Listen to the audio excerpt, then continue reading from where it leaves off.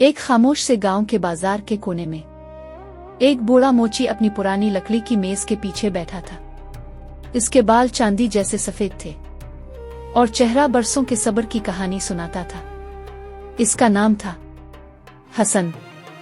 वो किसानों के फटे हुए जूते सीता था ताकि वो जमीन की सख्तियों का मुकाबला एक और महीना कर सके।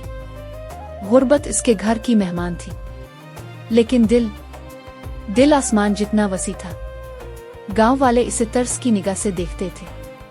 बे औलाद इंसान, बेसमर दरख्त। मगर हसन के होंठों पर हमेशा एक ही यकीन होता, अल्लाह ने कुछ बेहतर छुपा रखा है। एक दिन एक अजनबी उसकी दुकान पर आया, गर्द आलूद, थका हुआ, जूते टूटे हुए, जेब खाली।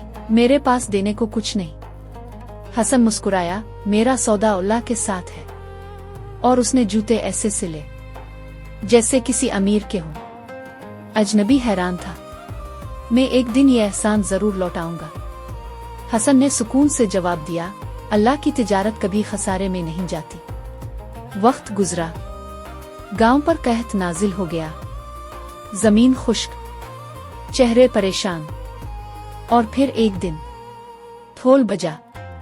तमाम दुकानों पर दुगना टैक्स, फौरन अदायगी।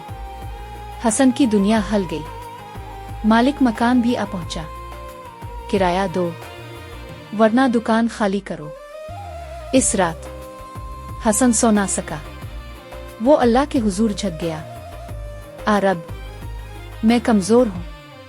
आंसू बहते रहे और दुआ खत्म होते ही दिल को अजीब सा सुकून मिला। अगली सुबह वो दुकान बंद करने ही वाला था कि वही अजनबी वापस आया, मगर अब शानदार लिबास में, खुशबू में डूबा हुआ। मैं वजीर का बेटा हूं। और उसने सोने के दीनार हसन के सामने रख दिए। ये तुम्हारे एहसान का बदला है। हसन ने सोने की तरफ देखा, फिर आसमान की तरफ, और आहिस्ता से बोला, एहसान की कीमत नहीं होती। इसने दौलत ठुकरा दी। जल्द ही सिपाही आए। हसन के टैक्स मुआफ। गांव खुशी से झूम उठा। मगर मालिक मकान फिर भी सख्त था। किराया दो वरना निकल जाओ। घर में भूख भी थी, खामोशी भी। ज़ैनब ने एक पुराना डब्बा निकाला। माँ का हार, आखिरी सहारा। बाजार जाते हुए हसन ने एक माँ की आवाज सुनी, बेटा, दवा के पैसे नहीं हैं। बच्चा कमजोर था, सांसें मध्यम। दिल में जंग छिड़ गई। दुकान आजान। हसन ने आंखें बंद की। माँ याद आई, अल्लाह याद आया। और अगले लम्हे सारी रकम इस माँ के हाथ में थी। दुकान खाली हो गई, मगर दिल रोशनी से भर गया। इसी लम्हे एक बुजुर्ग सामने आए। अब्दुल रहीम, चेहरे पर दानाई, आंखों में वकार। कल महल आना। महल में हसन खुद को बहुत छोटा महसूस कर रहा था। और फिर अब्दुल रहीम हकीकत में सामने आए। वजीर आजम, हम एक यतीम खाना बनाना चाहते हैं। एक हीरा सामने रखा गया, यह कबूल करो। आराम की जिंदगी,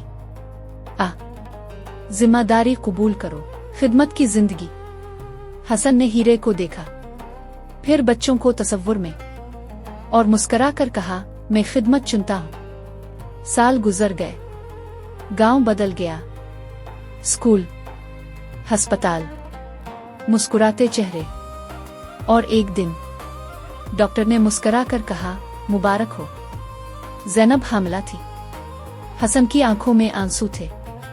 ये सिर्फ बच्चा नहीं था, ये वदा था, अल्लाह का वदा।